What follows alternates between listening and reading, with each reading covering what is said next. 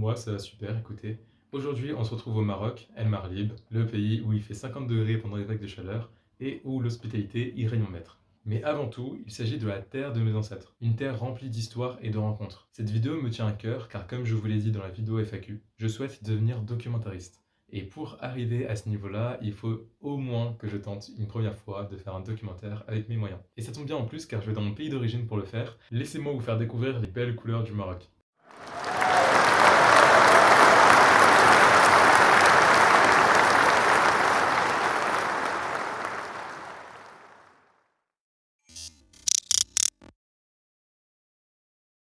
J'ai décidé de d'abord vous faire découvrir Jemaa el Fna. Au XIIe siècle, la place Jemaa el Fna est un lieu où règne la justice et où les peines sont publiquement appliquées. D'où son nom de place des trépassés. Dès la seconde moitié du XVIe siècle, elle est décrite comme un lieu cosmopolite où règne une forte activité commerciale. Il faut savoir qu'elle est composée en plusieurs zones. Donc on a tout d'abord la zone intérieure où on a tout ce qui est djellaba, bouffe, épices, etc. Et une zone extérieure avec la Kotobia. Il s'agit d'un édifice religieux construit au XIIe siècle, et elle est la plus grande mosquée de la ville. Elle fut construite par le sultan Al-Mohed Abdelmoumen après la conquête de la ville. Ce n'est que le début de notre voyage, on y repassera certainement en fin de vidéo. La vallée de l'Ourika est celle que j'ai la plus visitée étant plus jeune. Cette vallée comporte d'immenses montagnes sur son passage. Elle comporte une architecture bien définie, avec des routes qui ne l'étaient pas exactement quand j'étais plus jeune. Mais heureusement que ça a un minimum changé. Et je ne répéterai jamais assez, mais vraiment ces insectes sont inoffensifs. Donc c'est comme vous dans la rue, si vous vous battez pas avec les gens vont pas se battre avec vous. Mais bon, on va pas se mentir, nous, on aime la bouffe. Vraiment, commandez juste un tagine ou rien. Voilà quoi. La vue est vraiment calme, l'environnement est vraiment calme, comme je vous l'ai dit tout à l'heure. Et vraiment, c'est une destination pour se dépayser, c'est la vallée de l'Orica. Nous avons pris le chemin du retour afin de partir le lendemain vers un nouveau voyage. Nous avons aperçu sur la route du retour des dromadaires. Cette activité s'agit d'une activité touristique commune au Maroc. Et également une bonne expérience pour ma part, puisque j'ai dû en faire genre peut-être que c'était... Ouais, je pense que c'est la deuxième fois de ma vie que j'ai dû en faire. Bref, voilà. Le dromadaire, ou chameau d'Arabie, est une espèce de chameau. Un mammifère faisant partie des camélidés. Voilà, juste histoire de vous enrichir un petit peu. En vérité, la balade était plutôt cool. Même si vous avez peur de monter sur des animaux ou autres, les chameaux sont... Les dromadaires, excusez-moi. Les dromadaires sont vraiment des animaux doux et calmes, donc franchement, pas d'inquiétude. Le lendemain, nous partons pour de nouveaux horizons. En longeant l'Atlantique, nous sommes tombés sur de bien beaux paysages. Mais s'il vous plaît, ne faites pas comme moi être absorbé sur votre tel. Vraiment. Sinon, voilà ce qui se passe, surtout sur ce genre de terrain, enfin bref. La vue est vraiment magnifique. Genre, j'ai jamais vu peut-être quelque chose d'aussi beau que la mer, l'océan et tout le reste. Incroyable. On a repris la route pour y trouver l'entrée de Safi. Presque toutes les villes de l'Ouest ont des champs pour définir leur entrée, de Melon ou autres. C'est à Safi que nous commençons notre visite. Ce que j'apprécie vraiment à Safi, c'est les pierres blanches qui composent la ville. Elles sont toutes là et à chaque fois que vous continuez sur la route, elles se dégagent un petit peu pour vous donner tout le paysage. Bah de toute façon, je vous laisse regarder par vous-même. Le port fait partie des lieux emblématiques de la ville. Beaucoup de matériel sont requis et mis à disposition pour les pêcheurs de la ville. Et encore une fois, les paysages marquent.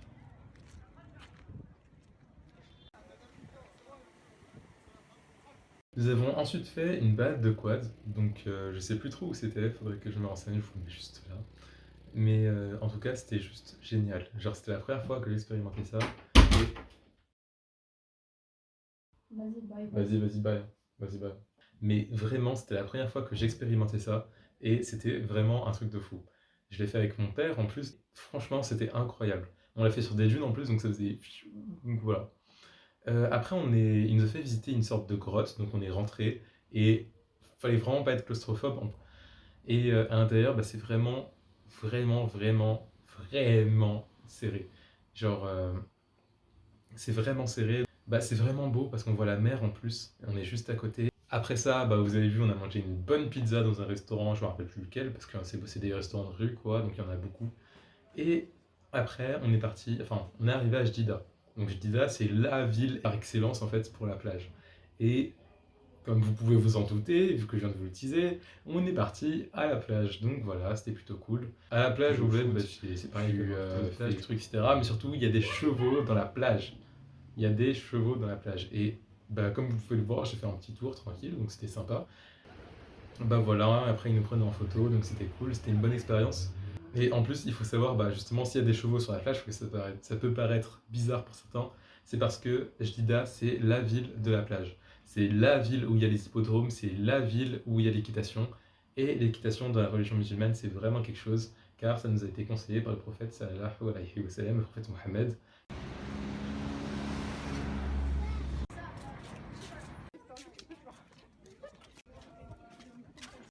Juste après, nous tombons sur une architecture beaucoup plus rustre, beaucoup plus forte, mais que je trouve extrêmement esthétique également.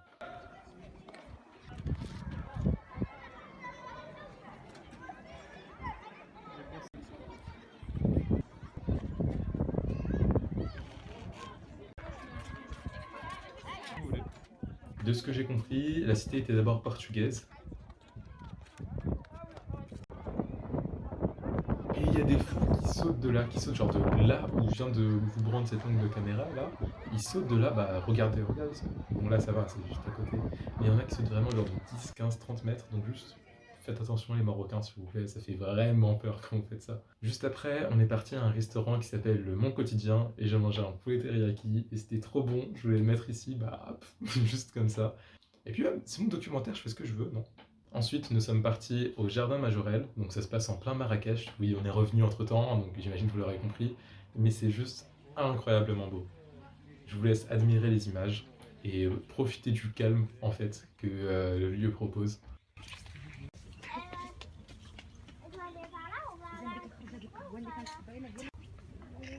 Salma, fais le petit tour.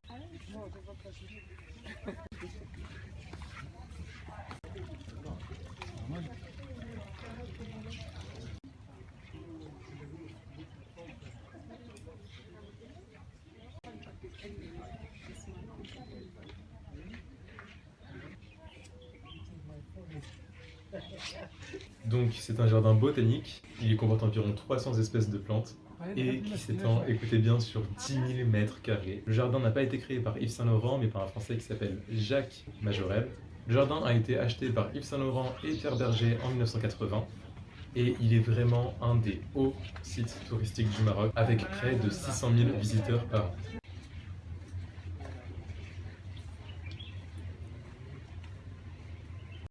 La Fondation Majorelle est également le musée Yves Saint Laurent qui a été inauguré en 2017.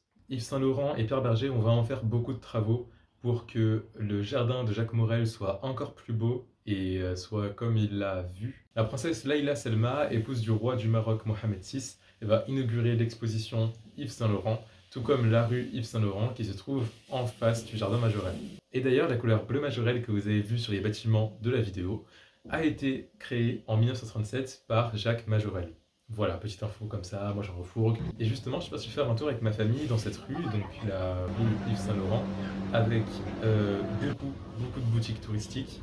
Et bah voilà, je vous laisse regarder de toute façon, vous voyez très bien avec vos yeux. Nous sommes ensuite partis au Oliveri, donc c'est un maître glacier qui est là depuis 1950, et c'était incroyable. Si je peux vous conseiller quelque chose, ce serait la glace à l'orange et au citron, parce que bah, c'est normalement des glaces au chocolat et tout, c'est plutôt banal, mais celle aux fruits, vous ressentez, genre c'est comme si vous, enfin c'est juste incroyable, c'est comme si vous mangez le fruit en fait, donc c'est juste incroyable.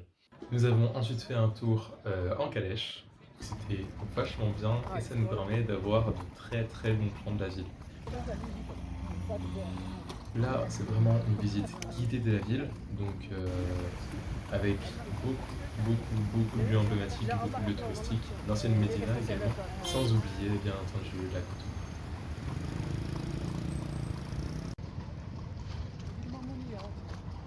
Il y a beaucoup de circulation, beaucoup de taxis, beaucoup de voitures. Normal, c'est une place très touristique. Et il faut savoir que bah, c'est juste à côté de la Koutoubia qu'il y a la place Jebel Afna dont je vous ai parlé.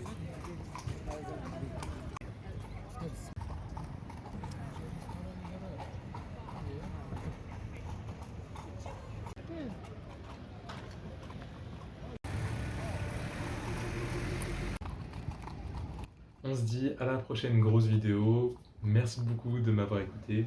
Je pense que les grosses vidéos, on fera peut-être 2 mois à la place d'un mois parce que c'est vraiment. En tout cas, ça prend vraiment beaucoup de temps.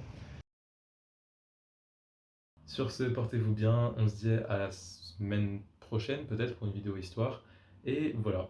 À la prochaine, Inch'Allah. Salam.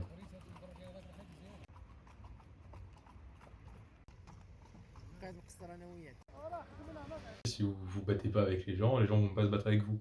C'est pareil.